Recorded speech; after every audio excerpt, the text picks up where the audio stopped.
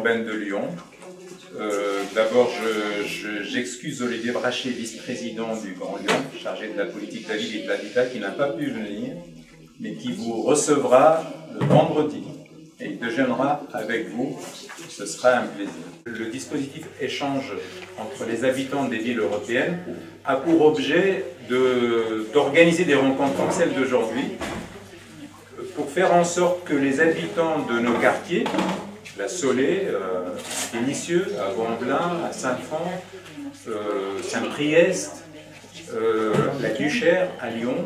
Donc en fait, organiser des rencontres qui permettent à chacun des habitants de savoir ce qui se passe ailleurs pour mieux élargir son horizon et mieux agir dans la cité. Vous allez pouvoir rencontrer la population, vous allez pouvoir ensemble mieux vous connaître les uns les autres, ce qui est très important lorsqu'on a la prétention de construire quelque chose ensemble, mais vous allez aussi pouvoir découvrir toutes les actions, et au travers particulièrement d'une action, toutes les actions qui sont conduites en accompagnement, population, institutions, associations, et la véritable vie qui s'est créée dans ce quartier.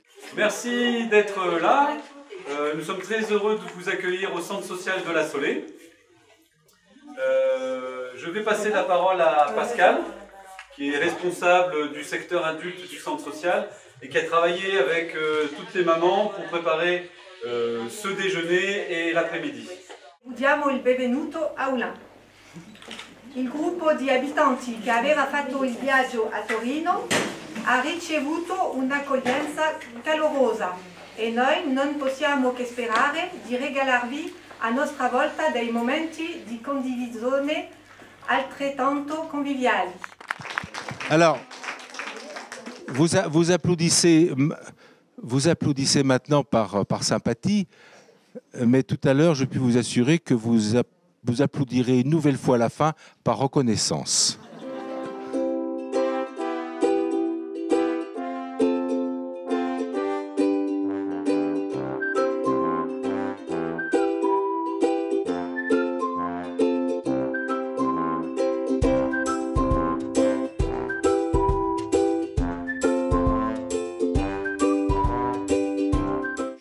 Bonjour, je m'appelle Laura Socci. Je travaille avec Samantha Loredana à la mairie de Turenne. Je suis architecte aussi et je m'occupe soit du projet avec Samantha, soit de le site internet de notre service et soit du projet qui concerne l'art public et sur la catalogation de l'art public dans l'espace public. Insieme a delle colleghe e anche abitanti del quartiere ci siamo riuniti in associazione con la quale abbiamo iniziato a fare dei progetti che erano riferiti al rinnovamento sociale all'interno del quartiere. Ad oggi, oltre ad avere uno spazio che si chiama Laboratorio Sospello, perché è il nome del quartiere, della via del quartiere, dove facciamo segretariato sociale. Abbiamo alcuni progetti, in particolare due, uno rivolto alle persone più anziane per l'abitare in autonomia anche in terza età, e un progetto di orto collettivo all'interno quindi della città di Torino, e per questo siamo molto curiosi di poter vedere le attività.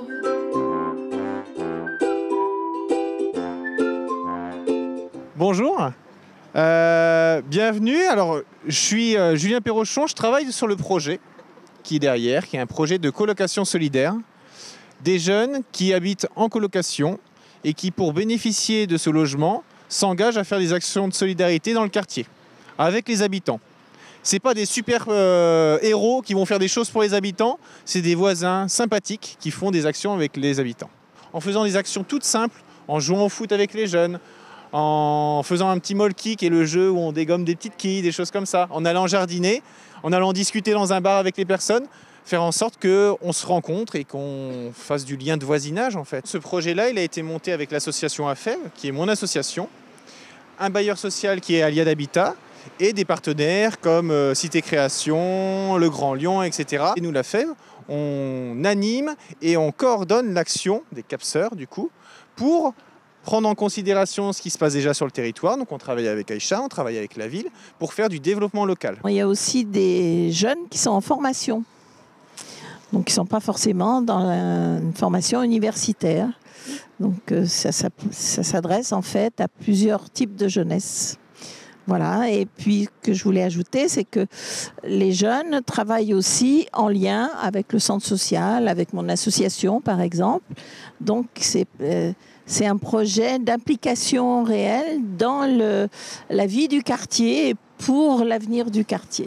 C'est un logement normal, un petit peu moins cher parce qu'on arrive à faire un loyer moins cher, mais ils payent leur électricité, etc., etc.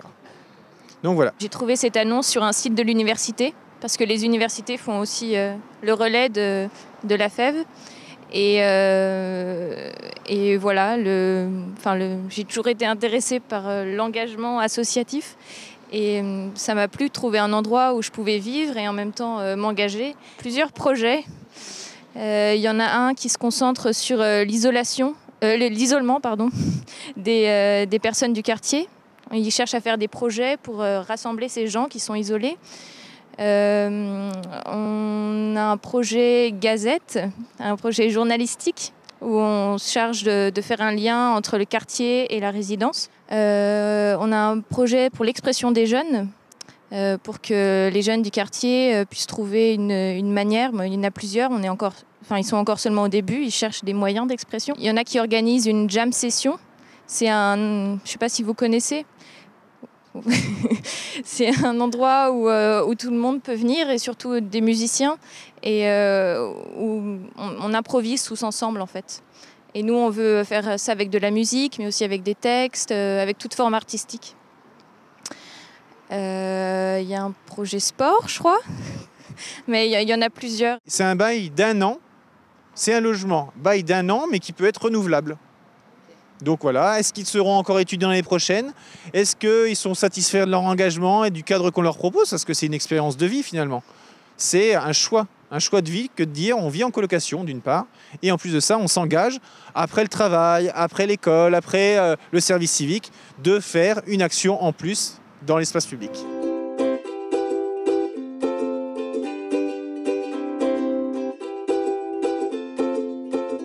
Connaître l'importance de la nature, de l'agriculture, parce que moi, les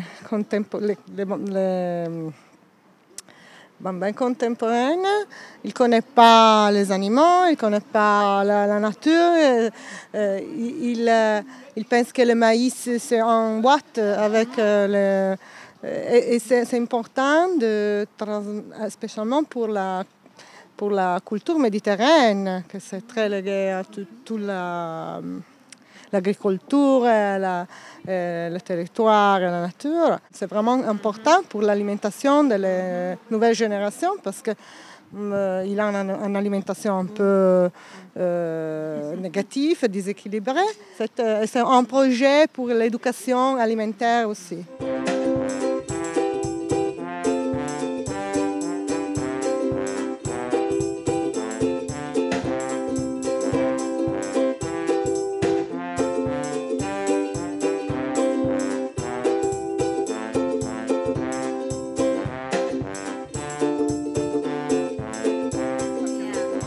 Non, parce que les femmes m'ont dit qu'il y a beaucoup de projets comme la naissance des jardins comme ça, de communauté. Et il faut qu'il y en ait. Mais c'est pas du travail, c'est un vrai plaisir. Et avec les enfants surtout. C'est bon.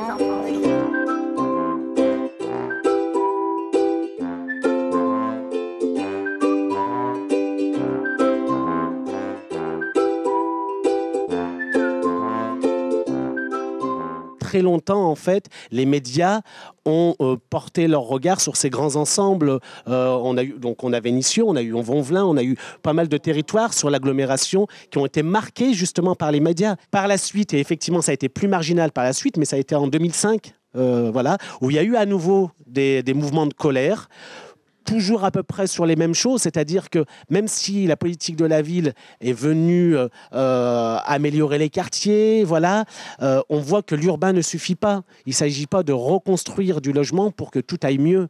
Il ne s'agit pas de dire on va faire la proximité sociale, c'est-à-dire la proximité sociale pour dire on va mélanger toutes les populations pour que ça aille bien et pour que tout le monde puisse travailler. Non, ça ne suffit pas l'urbain. C'est pour ça qu'à un moment donné, je pense que dans les années 2005, il y a eu aussi ce mouvement de colère, à nouveau porté par les jeunes. Mais effectivement, bizarrement, ça a été plus marginal sur les Minguettes parce qu'il y a eu déjà des choses qui avaient été instaurées. Et je pense que toute la démarche qui a été mise en place avait permis déjà de constater ces changements. C'est pour ça qu'aujourd'hui, on travaille vraiment sur la dimension urbaine et sur la dimension sociale en même temps pour pouvoir essayer d'améliorer les choses. Notamment la dimension culturelle, elle est importante pour travailler justement sur ce tissu, voilà, sur ce lien social. On travaille aussi sur l'image, travailler sur la photo, faire en sorte que les habitants prennent des photos, puissent porter aussi un regard sur leur quartier. C'est aussi leur permettre aussi de s'approprier ce quartier, de pouvoir le raconter, de pouvoir lui donner aussi un autre récit que celui que l'on avait connu avant, qui était les émeutes, qui est le côté noir, je dirais, le côté dur de ces quartiers. Et donc, il y a tout un enjeu aussi à travailler, justement, à travers la culture, sur cette dimension-là, de dire le quartier, c'est pas que ça. C'est aussi de la richesse, c'est aussi des valeurs, c'est aussi tout ça. Voilà. Donc, je voulais insister aussi sur ce point-là, parce que c'est pas si facile que ça. Voilà. Du coup, on voulait également vous proposer ce matin un petit temps de présentation et d'échange avec Magali, donc, de la compagnie Blofic Théâtre, d'un monsieur donc, qui a participé au projet mené par la compagnie qui s'appelle Histoire à poster. Ils nous ont mis à l'aise pour pouvoir parler, discuter, s'investir dans le projet. Et les photos, ils les ont pris dans l'informatique et puis ils les ont collées là où il faut. Là, il faut, c'est-à-dire, surtout les scènes, comme là, c'est des photos qu'on les a fait. Et puis, on regardait comme ça. Ils ont mis, il y a Maurice, il y avait moi, là. Et puis, à chaque jour, il y a des photos différentes. Voilà. Mardi, c'est ça. Mercredi, c'est ça. Jeudi, c'est ça. Vendredi, samedi, voilà. Ça s'est passé comme ça. Et on a dit, bon, maintenant, les enfants, les gens qui suivent ce projet, ils vont chercher avec la première carte. Cette carte, elle est là. Bon, le lendemain, c'est quoi? C'est qu'elle... Hop, et ainsi de suite, jusqu'à qu'ils trouvent le début de l'histoire jusqu'à la fin. Du mardi au dimanche. Ouais, voilà, du mardi au dimanche, voilà l'histoire. Et nous, et chaque équipe, parce qu'il y a des enfants qui ont été dans le projet et tout. Et cela, et nous, on suit, c'est-à-dire, aujourd'hui, c'est nous, le lendemain, c'est l'autre équipe, après cette équipe. Et cette équipe qui vient après nous, elle prend l'histoire et la continue. On les a distribués dans tous les commerces. On les commerces, et à chaque fois, on prend on a 2 cartes comme ça, on les donne. Et les gens qui viennent, ils prennent les cartes et puis ils cherchent celle qui suit, mais dans d'autres commerces. C'est un jeu de... Oui, et jusqu'à qu'ils trouvent l'histoire complète. Et c'est comme ça que s'est passé le projet, que les gens étaient tous contents d'y être dans ce projet. Voilà. Avant, le projet était essentiellement pensé, réalisé par des experts, par des techniciens, par, entre guillemets, les sachants. Pareil, je ne sais pas ce que ça veut dire, les sachants, mais les sachants, oui. Donc voilà. Et là, aujourd'hui, vraiment, l'idée, c'est vraiment de mettre au cœur du projet les habitants. Donc les habitants auront une place importante dans ce dispositif-là. Ci sono tante differenze, sicuramente anche di investimento economico, nel senso che in nessun paese urbano come è questo dove siamo, ma piccolo rispetto alle città, si è mai fatto un investimento economico di questo tipo. Mai. Torino, che è una città molto grande, che ha quasi 1 milione di abitanti, durante le Olimpiadi ha visto un investimento di quasi 1 miliardo di euro, ma durante le Olimpiadi, nel senso, cioè con un grande evento, con una serie di infrastrutture da fare, però invece rispetto alla politica quotidiana di accompagnamento delle città, di risanamento dei quartieri, la politica economica che lo Stato italiano costruisce è completamente differente da questa.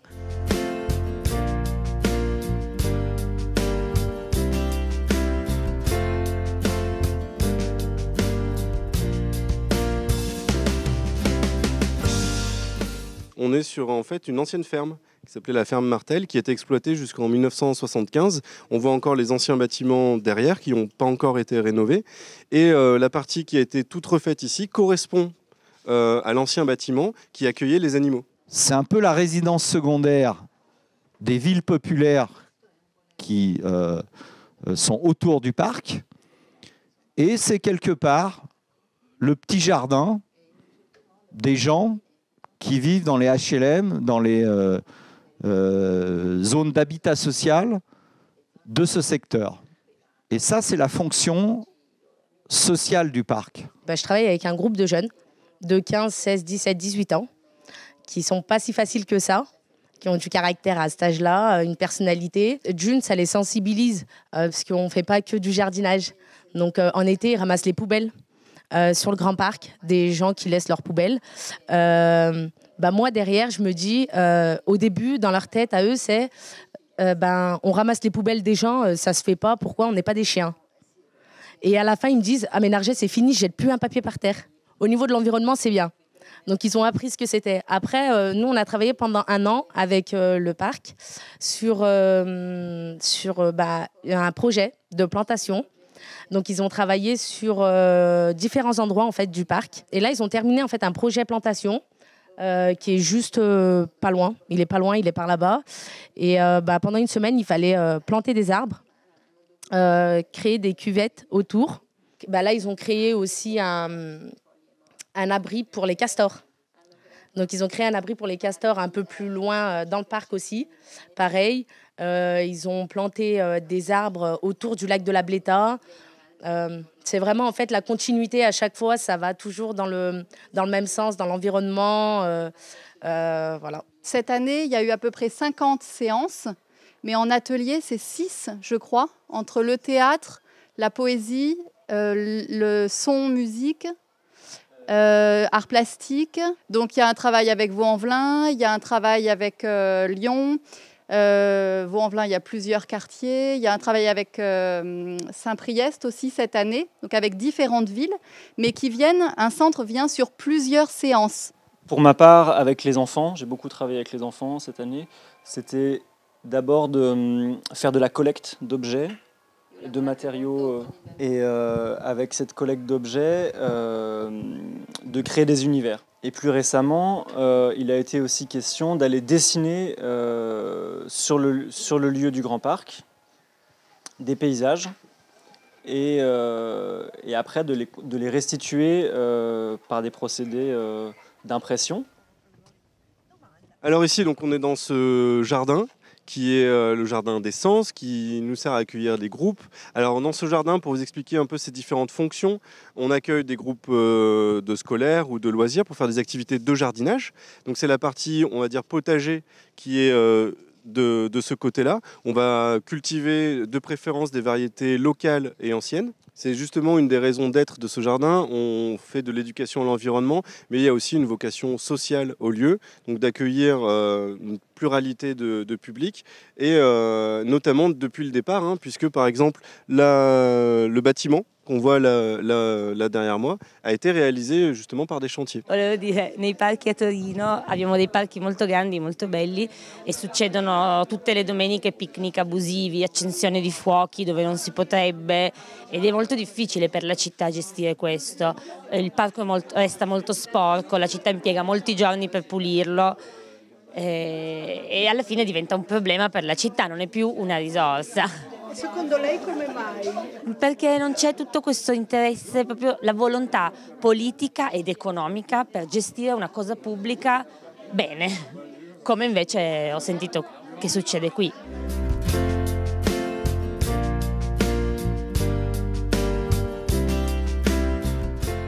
Une poignée d'habitants avait vent que l'armée allait vendre ce terrain dans les années un peu plus tard, et qu'il était intéressant pour la population habitant notamment le 7e arrondissement que cette friche militaire devienne un parc.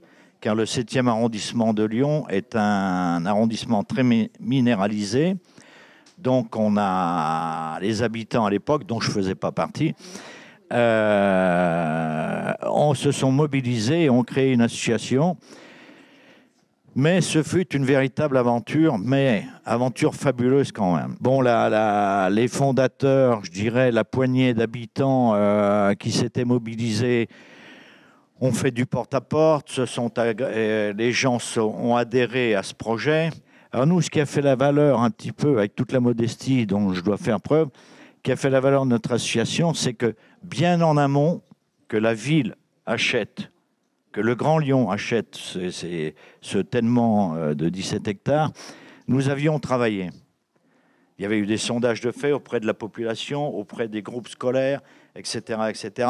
Nous avions remis dès 2006, et même quelques années avant, mais notamment en 2006, un document qui stipulait ce que l'on souhaitait avoir sur ce parc.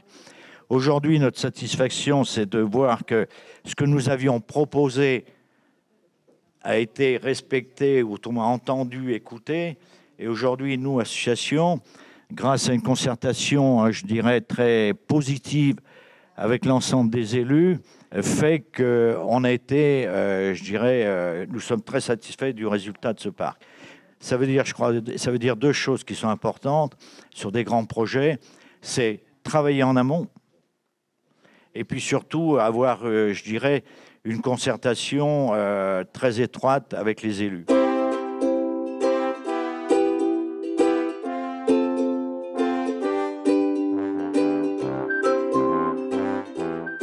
Voilà, je crois que je veux dire simplement qu'on accorde beaucoup d'importance au travail que les habitants, les associations font pour proposer, examiner, éventuellement critiquer, en tous les cas nous faire l'ensemble des observations qu'on doit écouter. Nous, on ne sait pas très bien écouter, on apprend avec vous. Et par conséquent, c'est assez important pour faire la ville que vous soyez présents de toutes ces villes pour parler de toutes ces expériences. Ça m'intéresse beaucoup que d'abord les habitants de Turin et les habitants de Lyon nous fassent remonter ce qu'ils ont pensé de ces visites. Vorrei farvi dei complimenti sulla vostra capacità di organizzazione e di comunicazione dei cambiamenti con i cittadini e insieme ai cittadini, che forse nel nostro caso a volte è un po' problematica, e contemporaneamente la capacità di investire anche in tempi difficili sul tema del coinvolgimento dei cittadini, pensiamo che sia un pensiero illuminato e diciamo auspicabile anche per il futuro. Nel futuro può svilupparsi anche con progetti di partecipazione attiva dei cittadini alla cura del territorio, alla segnalazione dei problemi piccoli della quotidianità. Io sono Erika Mattarella e lavoro in una casa del quartiere di Torino. Vabbè, in primis grazie, perché questo percorso per noi è stato importante, perché ha ricostruito anche nelle associazioni e negli abitanti l'esistenza del gemellaggio tra Torino e Lione. In secondo, il ringraziamento va rispetto alla scoperta di tantissimi luoghi che altrimenti, se uno viene a Lione, non scopre. E gli stimoli che abbiamo ricevuto in questi 3 giorni ci arricchiscono e motivano il lavoro che continueremo a fare con gli abitanti, perché incontrarsi tra pari fa crescere la motivazione. Speriamo di rincontrarci per raccogliere nuovamente i frutti di questo scambio, e grazie ancora alle Grand Lyon. Contrairement aux Italiens qui ont des professions qui les impliquent dans la vie politique de leur commune, Jocelyne, Joël et moi-même, nous ne sommes que des habitantes, mais nous sommes des habitantes actives dans le quartier de l'Arsenal à Saint-Fond. Nous participons depuis 2002 aux échanges européens, mais nous participons aussi au réseau Aglo, aux échanges interquartiers, ce qui est pratiquement aussi important que les échanges européens. Je disais que l'échange de réseaux nous apporte plus parce que nous avons les mêmes problèmes politiques, les mêmes problèmes financiers. Mais les échanges avec Birmingham, Berlin, Bruxelles nous ont appris une autre façon de fonctionner. Et cette autre façon n'est pas toujours entendu par les politiques. Je vous rejoins, Monsieur Brachet, quand vous dites que les politiques ne savent pas écouter les habitants. C'était notre principale critique. S'il doit y avoir une critique, ce sera celle-ci, que notre parole n'est pas toujours entendue.